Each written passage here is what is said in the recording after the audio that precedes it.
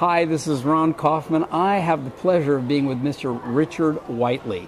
Richard has been a longtime friend and advisor of mine. Pleasure to be with you, Richard.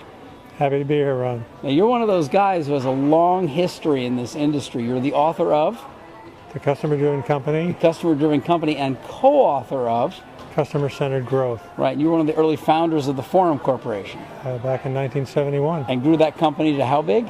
Oh, about 700 people, actually. 700 people. By the time we were done.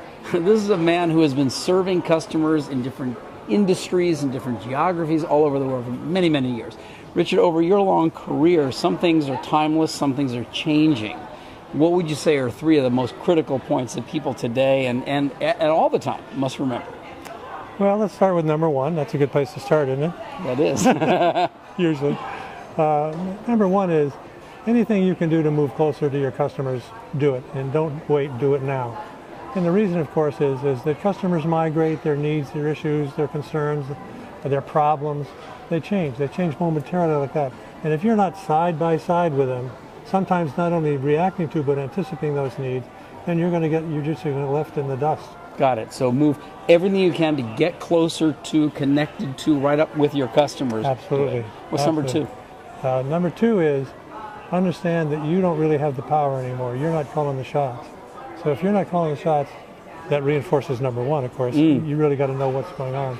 But you're going to have a rude awakening when you're going in, you're kind of thinking you have the power, you have the control, and all of a sudden you understand the customers really have that power and control. And you've really seen that with the changes in technology over the course of your career. Sure. Customers are empowered.